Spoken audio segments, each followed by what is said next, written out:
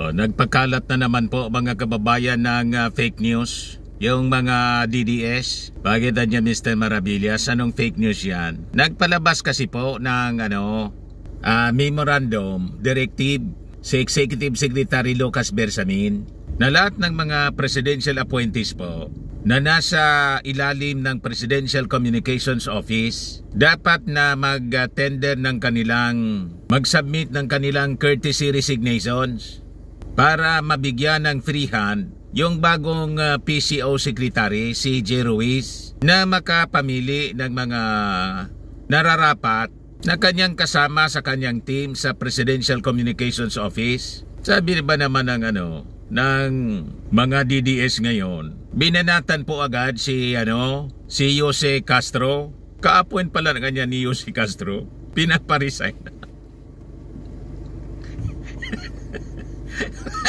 Tingin ko mga kababayan, hindi man kasama rito si Jose Castro. Kasi si Jose Castro po, kasama ni Secretary J. Ruiz nang pinasumpa ng ating Pangulong Bongbong Marcos.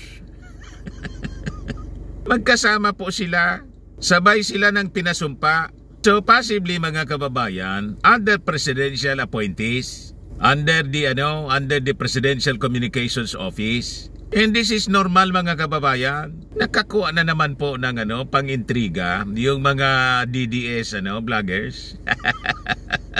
Ito yung balita galing sa Manila Standard. Malacanang directed all presidential appointees in agencies, offices, and bureaus under the Presidential Communications Office, PCO, to submit their courtesy resignations. Presidential Communications Secretary J. Ruiz confirmed Saturday. Ito yung inisyu mga kababayan, pinalabas na memorandum from the Executive Secretary. Subject, courtesy resignation. All presidential appointees in agencies, offices, and bureaus including government-owned or controlled corporations, GOCCs, under the Presidential Communications Office. Copy furnished si Secretary J.B. Ruiz, PCO. Ayan pirmado ni Executive Secretary Lucas Bersamin. Yan po yung paliwanag. Malinaw po.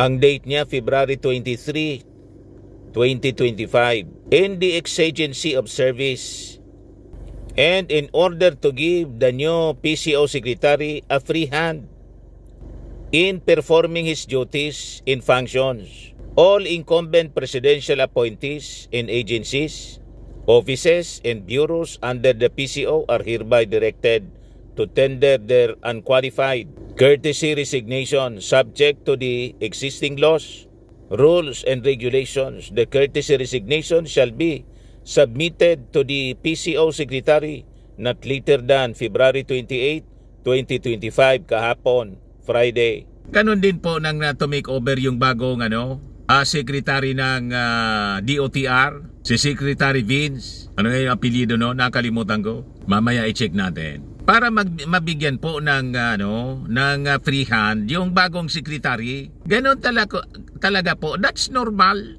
Kahit sa mga previous administrations po, ginagawa yan. Binigyan na naman po ng masamang kaulugan.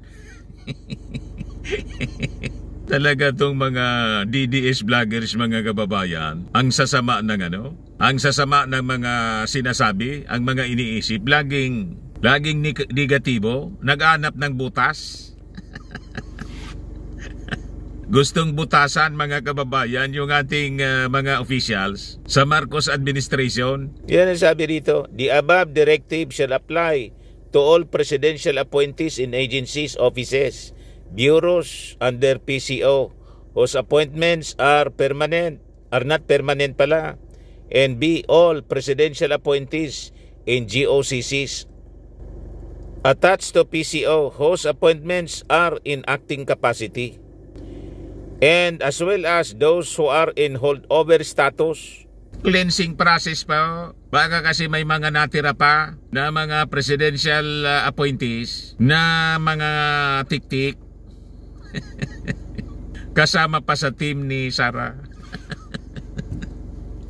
Di ba? Mga recommended pa, mga kababayan ni Sara Duterte nung naka-uniteam pa. Di ba? Na siyang mga sources ng mga leakages na baka mga kababayan, yun ang tinutukoy ng isang vlogger doon sa Amerika na puting ahas. Baka may mga ahas pa, mga kababayan na nandiyan sa Palasyo Malacanang, especially sa Presidential Communications Office. Kaya total cleansing po ang ginagawa ngayon ng ating administrasyon. I-cleanse doon sa mga masasamang espiritu na umaaligid. Yun siguro yung dinidescribe ni Super Ate na nakapaligid anyang mga demonyo. O di ba? Yung ating Pangulong Bongbong na napapaligiran ng mga demonyo. Mahirap na po mga kababayan. Baka yun pa yung maging assets ng mga spies ng China. O di ba? Nakita pa naman natin mga kababayan si Sara Duterte. Ang ganda ng usapan with the Chinese ambassador. Pero anya Mr. Maravillas, di ba kasama doon sa esplanade yung Chinese ambassador? In-invite rin po. Pero alam naman natin yung posisyon ng ating Pangulong Bongbong Marcos. Never na i-give up ang any square inch, not a single square inch ng ating territory sa China mga kababayan. Inulit na naman ngayon ng ating Pangulong Bongbong Marcos dahil sa walang tigil na mga harassment na ginagawa ng China dyan sa West Philippine Sea. O diba mga kababayan? Mahirap ng malusutan ng mga spies. Spies ng China, spies ng mga Duterte. Kaya ito yung ginagawa pati sa DOTR, ganon. So pati yung mga nasa holdover status, sabi rito. Sabi dyan, until any action is taken by the President in or the undersigned on such courtesy resignations as covered, incumbents shall continue to report for work and perform their usual duties in functions, subject to any further instructions that the President, the undersigned, and or the new leadership of the PCO may deem proper. So courtesy resignation, hindi man sinasabing agad-agad lumaya sila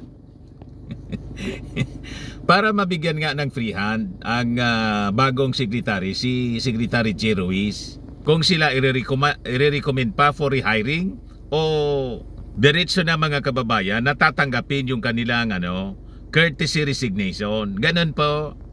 For this purpose, the PCO Secretary is hereby directed to ensure that all covered incumbents are informed of the above directive and to closely monitor the compliance thereto for immediate and strict compliance by authority of the President Lucas Bersamin. Certified copy. Pirmado po mga kababayan ni Executive Secretary Lucas Bersamin. So malinaw na po mga kababayan, pag kayong padadala sa mga, sabi ko sa inyo, pag yung mga information po galing sa mga mga DDS vloggers, you have to remember na ang kanilang pinuno, dinescribe mga kababayan ni Bersamin, si Digong, bilang bodol at saka one-man factory ng fake news. So, madaling sabi, kung ang laging source nila, ang kanilang pinuno na pabrika ng fake news, ano pa manaasahan ninyo sa kanilang mga vloggers po? Na ang source nila, yung pabrika ng fake news.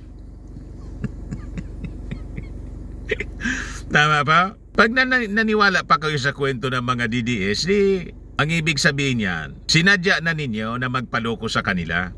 May kasabihan po tayo, matandang kasabihan. Walang manlulukoan niya kung walang nagpapaloko. Kaya yung mga manluloko mga kababayan ay nagtatribe pa rin. Kasi may mga tao na gustong magpaloko.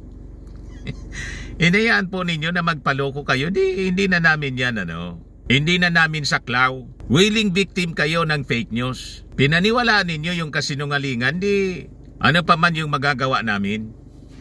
Di ba? Pero siyempre kami po, bilang mga responsible vloggers na sineminar ng Presidential Communications Office na maging mapanuri laban sa fake news. Hindi po kami titigil siyempre sa pag-inform, pagpapaabot ng mga tamang balita, yung mga makakatulong sa pag-unlad ng bagong Pilipinas. Kasi ang ating pong bansa, dapat po sabay-sabay natin pong tinutulungan na umunlad. Hindi yung ating bansa, mga kababayan, sinisira ng mismong ibang mga kababayan natin. Lalo na ng mga pro-China. Imagine that. Kaya yung panawagan po ng ating mga responsible citizens pagdating ng May 12 elections, sigurodihin natin po, mga kababayan, na yung mga pro-China candidates diretso po sa inidoro para maisalba natin po ang ating bansa sa pagmamalabis ng China